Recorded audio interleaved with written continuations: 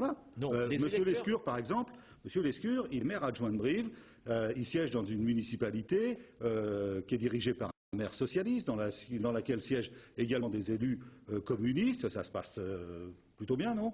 Très bien. Très bien. Je dis même très très bien. Alors, est-ce que votre souhait, Monsieur Lescure, c'est de reproduire un petit peu ce schéma-là pour les élections régionales? Écoutez, je crois qu'effectivement l'exemple de Brive est un bon exemple. Pour les municipales d'il y a moins de 2 ans, nous avons fait quoi? Nous sommes allés au premier tour sous nos couleurs. Nous avons défendu un projet démocrate pour la ville de Brive, avec nos particularités, nos singularités, nos valeurs. Et puis nous avons travaillé sur le projet. Et nous avons constaté avec la liste du Parti socialiste, qui a été composée avec des communistes, avec Étienne Patier pour les gaullistes, nous avons constaté que sur le projet, il y avait une convergence de points qui permettait de travailler ensemble. Donc à partir du projet, à partir effectivement du contrat municipal que nous proposions aux brivistes, nous avons pu bâtir une liste majoritaire aujourd'hui. Et donc à partir du projet, nous avons pu bâtir quelque chose de concret et de solide. Je crois que c'est un bon exemple pour ce que nous pouvons envisager pour les régionales. Nous défendrons les valeurs démocrates du mouvement démocrate au premier tour. Nous défendrons notre projet, nos positions, tout ce qui fait notre histoire du mouvement démocrate. Et puis ensuite, après le premier tour, nous verrons comment nous pouvons nous situer.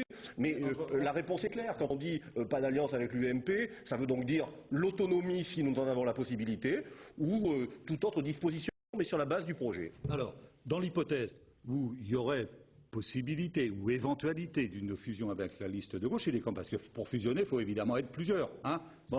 Donc on va écouter, si vous voulez bien. Attendez, Jean-Jacques Bellaizy, vous allez réagir tout de suite après parce que je vois que vous bouillez, là, vous ne voulez pas dire ce que vous allez faire. Mais enfin, dans l'hypothèse donc où la liste du MoDem sera amenée à rechercher une fusion avec celle conduite par Jean-Paul Denanot, il est important d'écouter ce qu'on en pense à gauche. Donc je vous propose d'écouter successivement Jean-Paul Denanot, le président socialiste du Conseil régional, puis Christian Audouin, le président du groupe communiste au Conseil régional. Écoutez bien, c'est court, mais je crois que c'est clair. Le Parti socialiste au niveau national a décidé de faire une alliance très claire dès le premier tour, et puis au deuxième tour, on discutera avec tous ceux qui voudront discuter avec nous. L'alliance de gauche à laquelle j'aspire, premier ou deuxième tour, c'est une alliance évidemment qui exclut le MoDem. Voilà, alors Jean-Paul Denanot qui apparemment veut bien discuter avec tout le monde, et puis Christian Audouin qui dit le MoDem, c'est exclu. Votre réaction, Jean-Jacques Bellaizy? Ce que je voulais vous dire, c'est que la règle du jeu, elle n'est pas tout à fait comme cela, puisque nous avons décidé, et je crois que le Parti socialiste a à peu près la même chose, il y aura des discussions nationales sur les alliances du deuxième tour, et ce ne seront pas des discussions locales, ce seront des discussions nationales. Donc la stratégie, c'est... Philippe Lescure vient de dire qu'il fallait que vous vous mettiez d'accord sur le projet, sur le programme. Tout à fait. Il y aura des discussions sur les projets parce qu'il y aura de toute façon des grandes idées pour le futur des régions au niveau du MoDem, comme j'imagine au niveau des autres partis français. Et il y aura une discussion, une stratégie de positionnement national. C'est ce que nous avons choisi démocratiquement lors du dernier Conseil national du MoDem. Donc cette position sera prise après le premier tour. C'est pour ça que nous insistons, je crois que Philippe Lescure l'a fait, sur l'importance du premier tour et sur la personnalité que nous avons à défendre dans le projet que nous allons proposer. Mais on voit bien quand même vers quoi on se dirige ce week-end. En ce moment même, là, pendant que nous parlons, nous, ici sur le plateau à Limoges, à Dijon se tient une réunion sous l'égide de Vincent Peillon, réunion à laquelle assistent Robert Rue pour le Parti communiste, Gabriel Cohn-Bendit pour les Verts et Marielle de Sarnez, la numéro 2 du MoDem. Donc c'est bien dans ce contexte-là qu'aujourd'hui vous entendez vous situer, non? Je vous ai dit, je crois, on a tous dit que il n'était pas question de prévoir un accord avec l'UMP. Mais en ce moment, il faut que l'on discute. C'était une volonté d'ouverture et de discussion à tous ceux qui veulent monter une alternance à la politique menée par le président de la République actuelle. Et dans ce contexte, la réunion de Dijon est extrêmement intéressante. Et j'espère que nous aurons des discussions de la même nature pour le projet régional. D'accord. Et le fait que les communistes posent une exclusive à votre rencontre, ça vous inquiète pas? Non? Ils reviendront à de meilleurs sentiments? je vous ai dit, à Brive, ça fonctionne tout à fait bien et en respectant nos différences, en respectant nos identités propres. Nous n'avons pas mis nos mouchoirs dans la poche et nos valeurs dans la poche, mais ça se passe très bien. Bon, j'entends la déclaration de M. Audouin.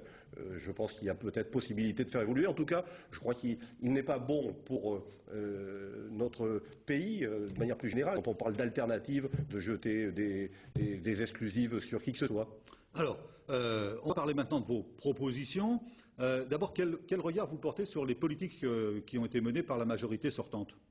Écoutez, il y a eu des choses intéressantes qui ont été mises en place. Ce que je regrette, c'est que vous aviez combattu son programme. Elle n'aille pas, ça, quand même, bien entendu, aux élections bien entendu. de 2004.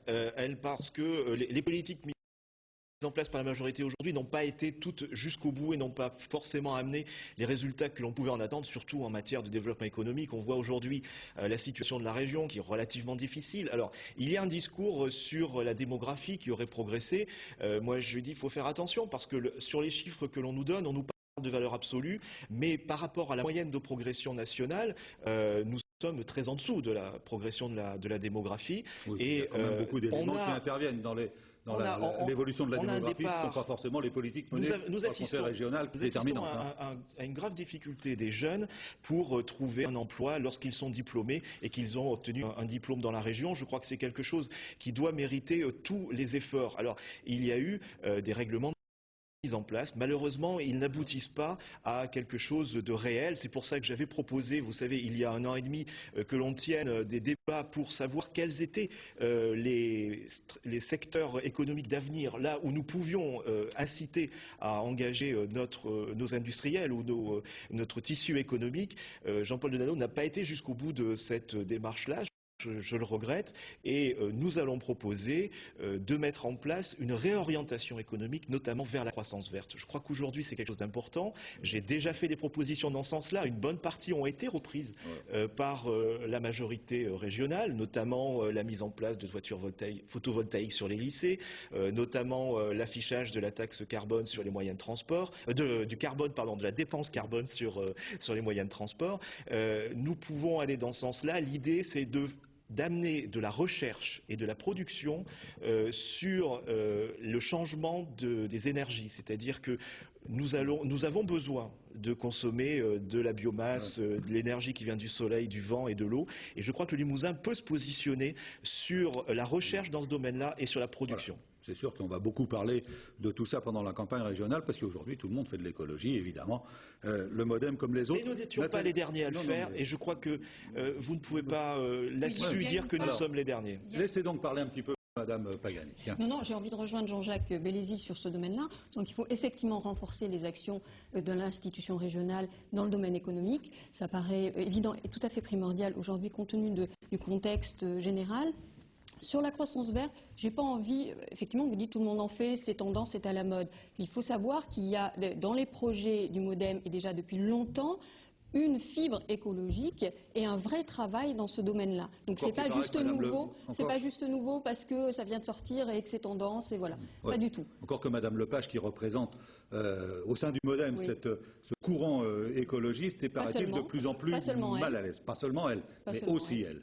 Il y a elle, il y a Jean-Luc Benamias, il y a quelques personnalités du monde écologiste qui vous ont rejoint, mais il semblerait que, bon, pour ce qui concerne Madame Lepage, elle n'est plus tellement à l'aise au MoDem, quoi. Et ça n'a rien à voir avec ce que je viens de dire concernant l'aspect et le travail sur le domaine écologique. Je vous le concède volontiers. Bon. Alors, sur vos propositions, vous avez décidé au MoDem de mettre en place des forums participatifs, c'est ça, pour écouter un petit peu les propositions qui viennent de la société. C'est un peu la technique Ségolène Royal, c'est ça, Philippe Lescure ?